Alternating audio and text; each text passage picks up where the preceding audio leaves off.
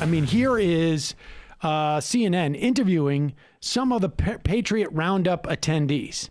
And you can go back and look at like the Glenn Beck 9/12 rallies. I mean, I guess these people are always there, but they are getting more and more conspiratorial. At those 9/12 rallies that Glenn Beck had, they were, it was just you can't pass a bill that has more than 100 pages because the people didn't even read the bill, and Barack Obama may not be actually an American.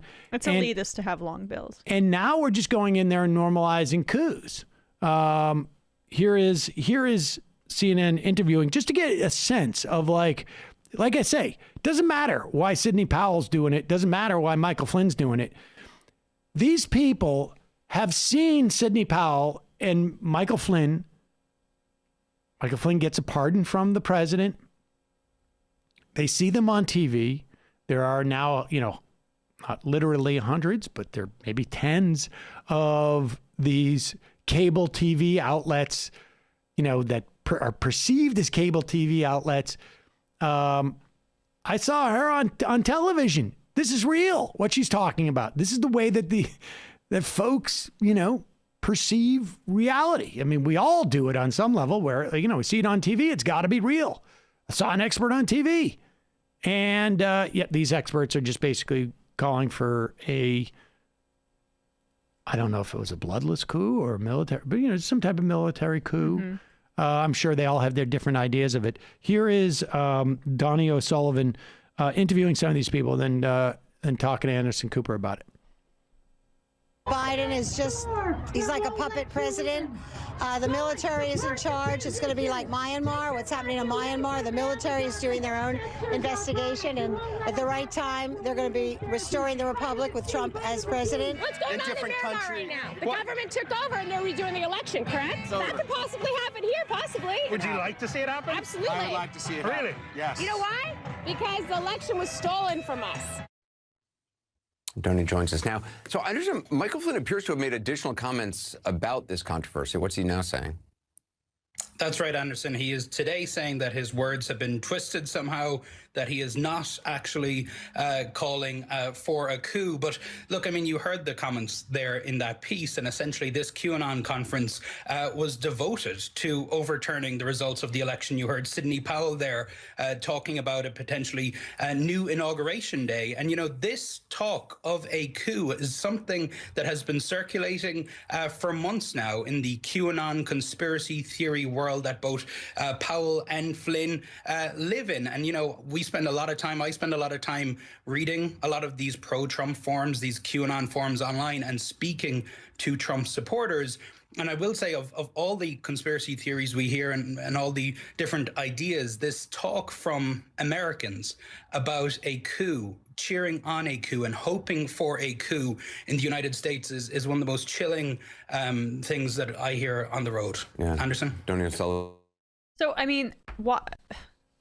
This is gonna, so you heard the woman repeat the Myanmar coup talking point to the CNN reporter there. This was legitimized by Michael Flynn on stage by essentially encouraging it after the question from that Marine.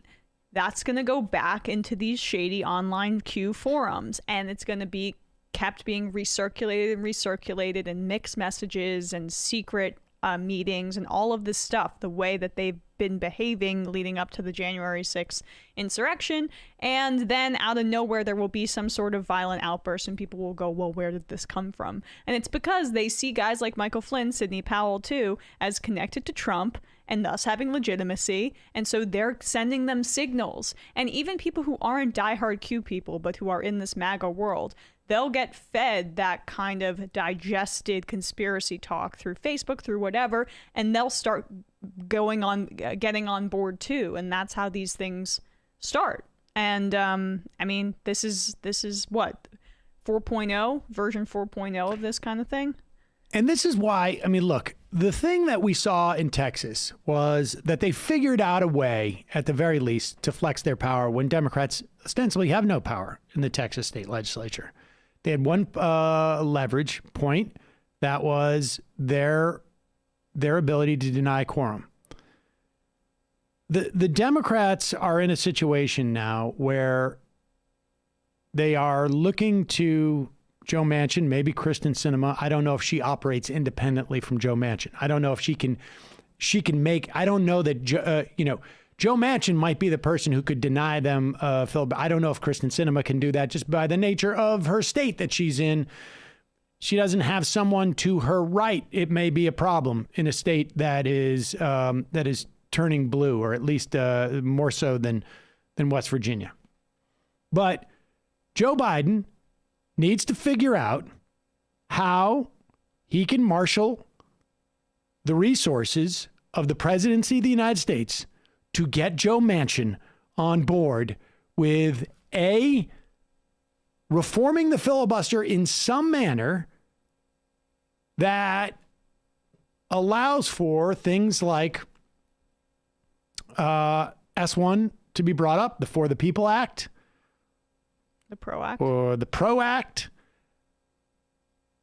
Bills that will not only be important for people in this country, but also important to enhance democratic power, small d and large d. Yeah, and this is when I get like legitimately pissed, because the Biden administration says they care after every mass shooting about getting gun control passed, right? Not even that Manchin would pass anything substantively, but there's zero shot with the filibuster in place.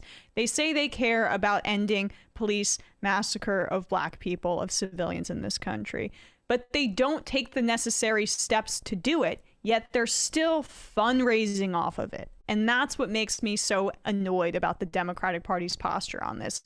For many reasons, yes, but it really is quite cynical, because there's email blasts every time there's a mass shooting. Gun control, Sandy Hook, what happened at Marjorie Stone High School down in Florida, right? There's all of this talk, but all of that is to morally posture so they can fundraise from suburban upper middle class types, and then they don't take the necessary steps to do it. So if these are like the easiest issues for the Democratic Party, Biden should be flexing, as you say, every ounce of his muscle to get the filibuster reform to happen, so that they can not just be all talk and all let's milk the Democratic base for money on this. Because I really do believe that's a much of the driving the conversation behind those two topics in the lawmaker circles.